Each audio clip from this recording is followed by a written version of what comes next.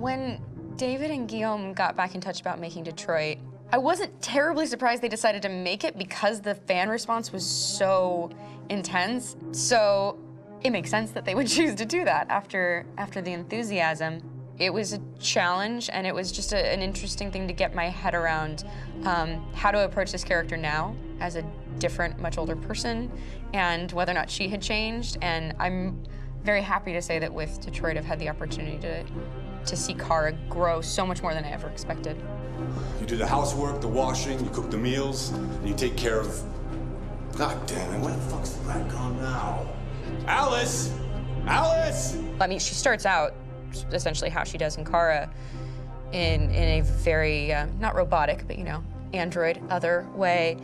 And getting to take this journey where she becomes more and more human as it goes on. You know, and as an actor, that's a wonderful exploration in every way, whether it's how she sits, her posture, how her voice changes, how emotions change, and how much emotion is based on things like empathy and social experience. And so having, you know, as much material as I got with David to have this huge, nuanced arc was really incredible.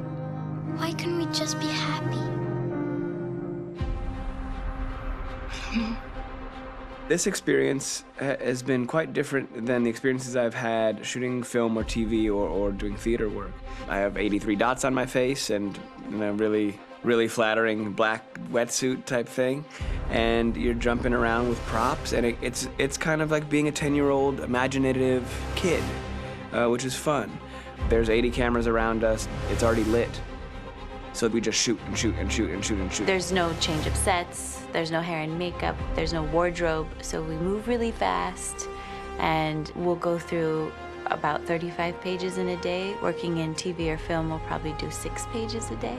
It's kind of acting boot camp. It's like working out constantly. I mean, you're doing this thing, and then you got to do something that's completely other back to back to back. And so that kind of process of working is very challenging, but it's also very exciting because you just have to keep coming up with new ideas, and your head goes all over the place because you're trying to keep track of basically 4 different storylines for each different response. You shot that girl, for fuck's sake. It was a machine that looked like a girl. Yeah, I know what I should have done. I just told you I couldn't.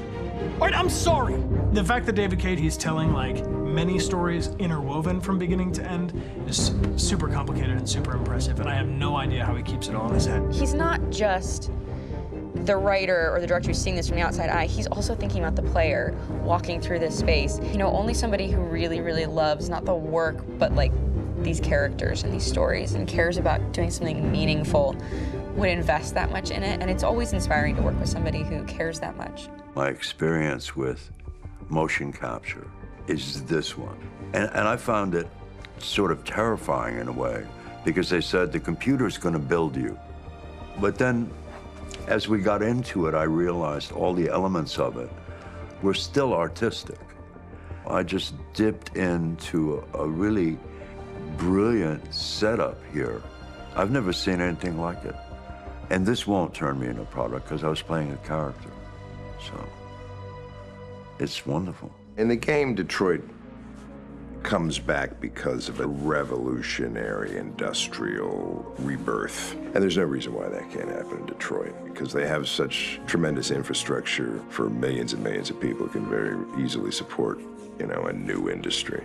The city is really strong and resilient, but the city has also been through so much. You see the damage. But it takes that time of kind of rebuilding and reinvesting into the city that I think is happening slowly but surely. The potential of Detroit as a city is something that this game does a lot of justice to, because it would be easy to look at Detroit as some place that used to be, and that's not the case. This game provokes a lot of conversation and reflection on our potential near-future engagement with machines. That's what we are to them.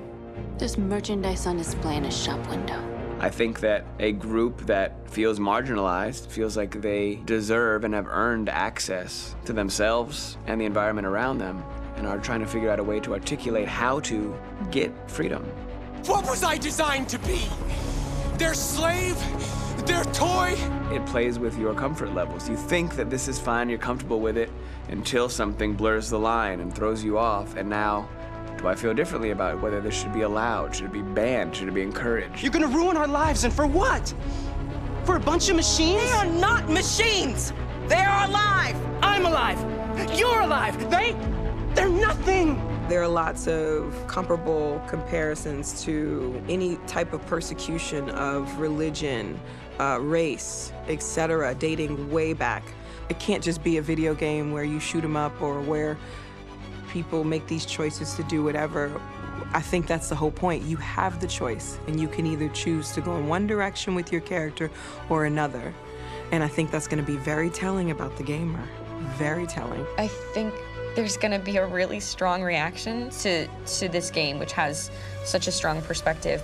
I'm that much more proud of it now to get to be a part of it because it's important.